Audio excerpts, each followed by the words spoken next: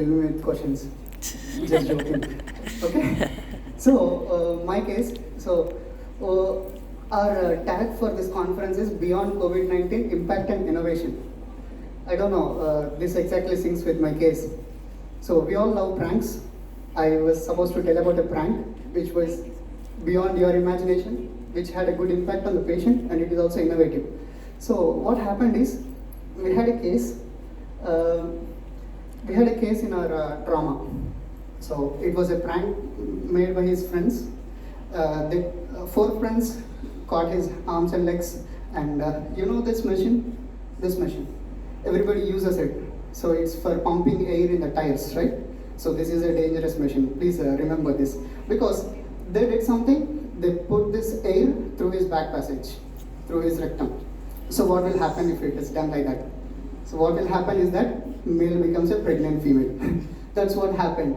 His abdomen was so swollen, and see, this is how his abdomen is. And see that? I thought it is a pregnant female. He was a male actually. So his abdomen was so swollen that there was a lot of air in the tummy.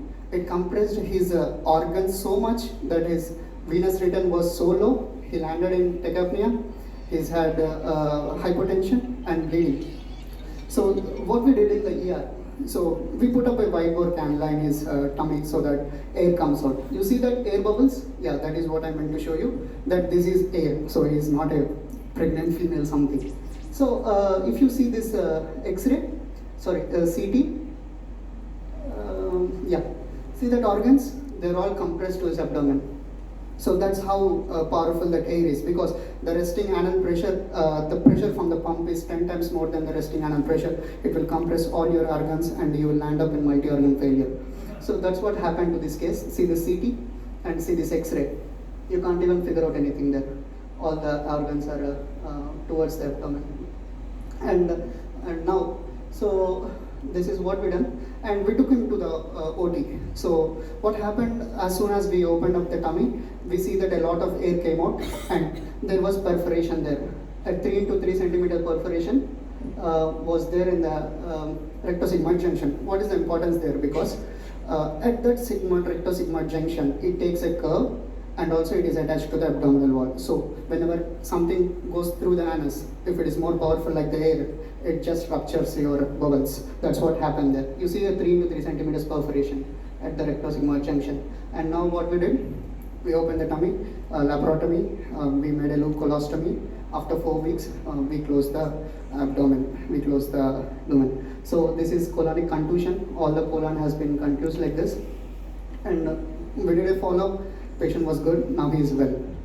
So why do I bring up this case? So learning points is that it is an occupational hazard, because they don't know that this might be that dangerous. And also, you should also be very careful when using such instruments, whether occupationally or playful joke or perversion also. It's not a good thing to do. And this will lead to simple mucosal lacerations, to tension pneumoperitoneum and abdominal compartment syndrome also, which can cause death. So this is my case, and I wish I just conclude my case with this. Thank you. Any questions? Yeah, thank you. Any questions from the audience? Oh, there's one at the back there. Yeah.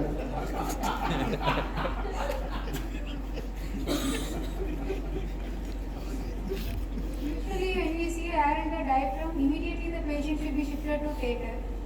We have seen so much of pneumoperitoneum, we know that is a rectal perforation. Why you didn't take a patient immediately to the OT and you are doing a wide bore needle and decompression? What is the rationale behind it? I don't know, I never heard of this. Yeah, thank you. I get your question.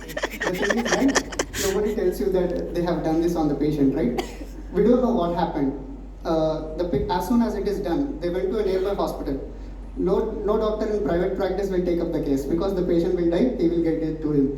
His friends are not ready to tell, because they'll get into police, medical legal issues. So nobody was telling what is happening. We came to the ER, we saw that the abdomen was so swollen. We don't know. We did a bedside X-ray. Just because the patient was so pain, we thought taking to the OR takes time. We thought that immediately we will decompress something so that we will see that his pain decreases. But his pain did not decrease. That is what.